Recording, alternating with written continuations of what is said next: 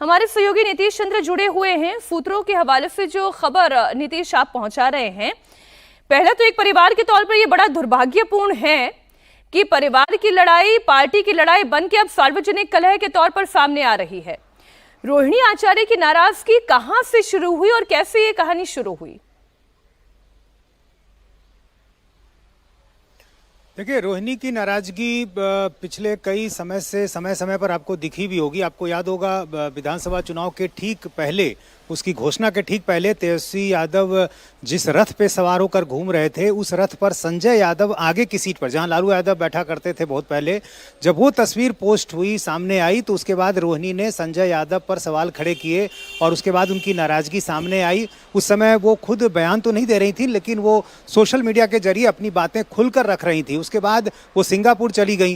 रोहिणी का कहना है कि खुद उनको तेजस्वी ने बुलाया, राघोपुर में उनके प्रचार की आवश्यकता थी, क्योंकि माई बहन योजना को लेकर उनके क्षेत्र में इस तरह की बातें कही जा रही थी कि जब आपके अपने घर में जो माँ बहन की इज्जत नहीं है तो फिर ऐसी स्थिति में इस योजना का क्या मतलब। कुछ इस तरह की बातें हो रही थी और परिवार को ऐसा लगा कि राघोपुर में रोहिणी का प्रचार करना बेहतर होगा, तो इसलिए उनको बुलाया गया।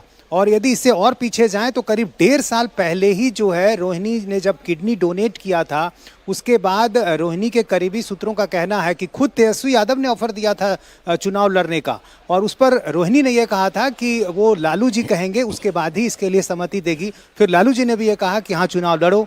रोहिणी पाटलिपुत्र से चुनाव लड़ना चाहती थी, छपरा का ऑफर किया गया था, लेकिन मीसा भारती इसके लिए तैयार नहीं थी और इसके बाद आखिरकार रोहिणी मान गई और छपरा का चुनाव लड़ी।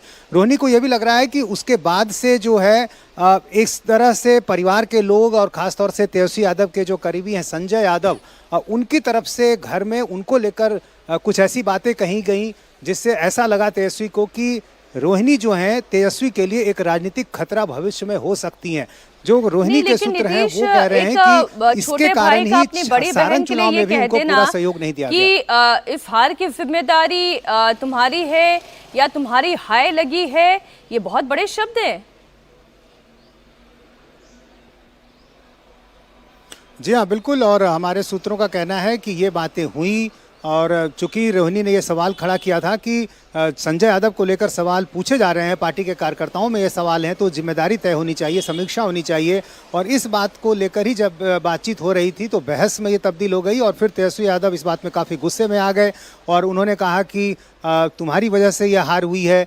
परिवार में के जो अंदरूनी बातें थी उसको आपने सार्वजनिक किया, उससे गलत संदेश गया। फिर यहाँ तक उन्होंने कहा कि तुम्हारी हाय लग गई है, इस वजह से हम हार गए।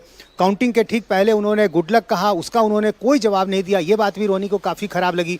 तो लगातार जिस तरह की बातें हुई उसके बाद तेजस्वी यादव काफ़ी नाराज हुए और उसके बाद उन्होंने चप्पल भी फेंका। और हमारे सूत्रों का कहना है कि वहाँ कुछ ऐसे शब्द भी उन्होंने कहे जो रोहिणी को काफ़ी खराब लगी। उसके बाद उनके आंखों में आंसू आए और वो एयरपोर्ट गई और फिर एयरपोर्ट जाकर उन्होंने मीडिया से जो कुछ कहा वो सबके सामने पब्लिक डोमेन में है ही। बहुत शुक्रिया नीतीश आपका इस पूरी जानकारी के लिए।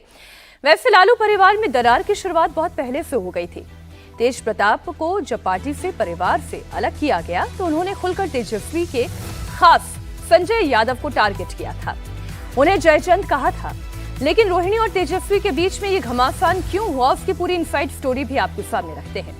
दरअसल लोकसभा चुनाव से 1 साल पहले यानी जुलाई 2023 में खुद तेजस्वी ने रोहिणी से सारण से चुनाव लड़ने की बात कही, लेकिन रोहिणी ने कहा कि अगर पापा कहेंगे तो वो इस पर फैसला ले लेंगी। लालू यादव की सहमति के बाद रोहिणी ने सारण की जगह पाटलिपुत्र से लड़ने की इच्छा जताई, लेकिन बड़ी बहन मीसा भारती इसके लिए तैयार नहीं हुई और आखिर में सारण से ही रोहिणी आचार्य लड़ने को तैयार हुए। और फिर यहाँ का जो नतीजा है वो सब जानते ही हैं। अब लालू के परिवार में जिस तरह से रोहिणी का अपमान हुआ, उससे लेकर सियासत तेज हो गई है।